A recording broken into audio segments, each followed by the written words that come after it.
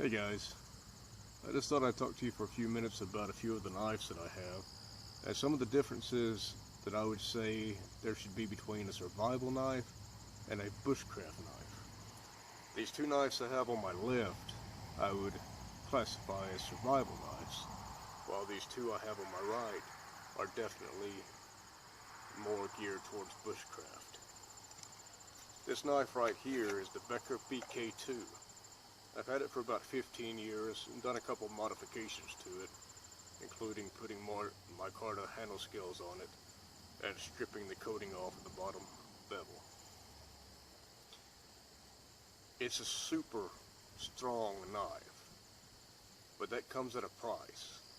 It's very heavy, 16 ounces without a sheath. It's made out of 1095 high carbon steel with a 5-inch blade, 10.5 inches overall. It's a terrific survival knife because you're not going to break it. You can beat on it, you can chop with it, you can throw it, you can make a spear out of it. Anything you want to do in a survival situation, this knife should be up to. That said, do you really want to carry a 16-ounce knife with you when you go on a backpacking trip or a long bushcrafting trip? Most people don't. Because of the thickness of the blade, it doesn't lend itself towards some of the finer tasks that a lot of bushcrafting involves, such as notching and fine carving tasks. You can do those things with it, it's just not ideal. So that's why I would classify this a survival knife. Next to it, the ESEE 6.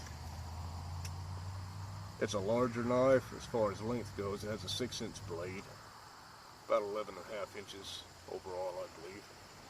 It's also 1095 high carbon steel, about 3/16 of an inch thick, I believe. I'm sorry, 5/16. It also has micarta handle scales. I've carved a few divots into it to give it a little more texture. But the handle scales are flat, and it's not going to be extremely comfortable for long carving sessions. It also can be used for chopping, batoning, anything you need a survival knife to do. And even though it's not as thick as the Becker BK2, you're still not going to break it. There's hundreds of videos on YouTube of people putting these knives through hell, and they come out very well. Of course, it's an ESEE, so it has an unconditional lifetime warranty, which is second to none. Highly recommend it for a survival knife.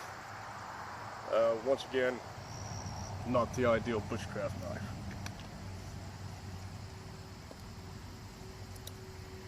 Now we're getting into the bushcraft knives. This is one of my all-time favorite knives. It's a battle horse knife, bushcrafter. It has a Scandinavian grind, 5/32 thick 01 tool steel. It has a little better edge retention than 1095 high carbon steel. It will still rust up if you're not careful, but it will develop a patina on the blade over time from use, and that helps prevent rust. All you have to do is keep it stropped, keep it oiled, and it will last a lifetime. It has micarta handle scales as well, but you can tell they're more geared towards long use than the ESEE. They're much more contoured, much more hand-feeling, and it makes for a great bushcraft knife. Absolutely love this blade.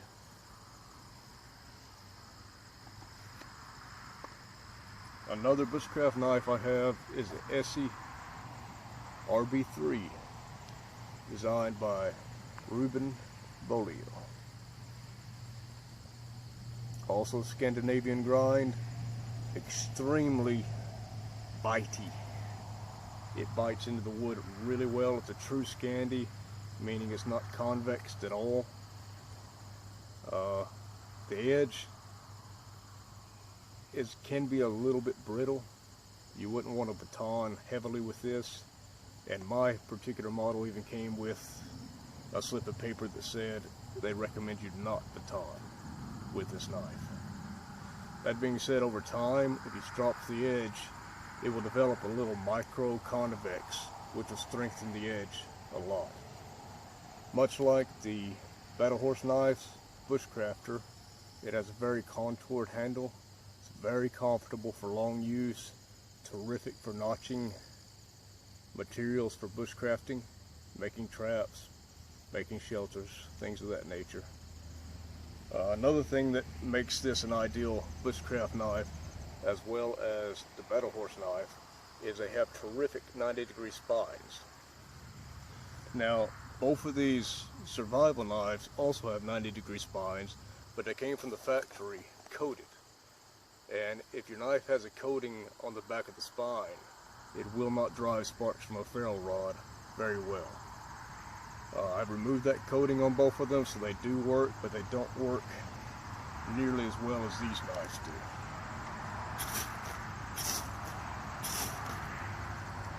It just removes a ton of material from the ferro rod, and it also works great for making very light tinder out of fat wood and softer woods. You scrape that wood and get little nice fluff that lights extremely well with the ferro rod. Now, something kind of in between both of these classes of knives is what I've done with my ESEE 4, which you know I reach for a lot.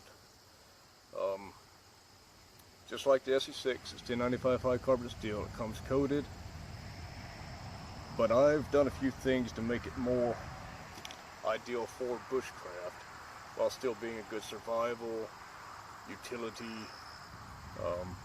tactical style knife. I've replaced the handle scales with the knife connection handle scales, which give it more of a contour for long use, making it comfortable for carving. I've also taken the edge angle back some to make it slicier, and as I said on the other two, I removed the coating from the back of the blade, so it will drive sparks from a ferro rod fairly well. It's not the ideal bushcraft knife, but it's a good cross between a survival knife and a bushcraft knife. So those are just some thoughts that I had that I'd share with you guys on knives. If you have any questions about any of these particular knives, or if you want to know the prices on any of them or what I have in these particular models, hit me up, send me a message, talk to me, whatever you want to do. I'd be glad to answer to the best of my ability. I can say I recommend every one of these knives I've shown you, and if you buy any one of them, you'll be more than happy with it. As always, guys, thanks for watching. I appreciate it a lot. Take care.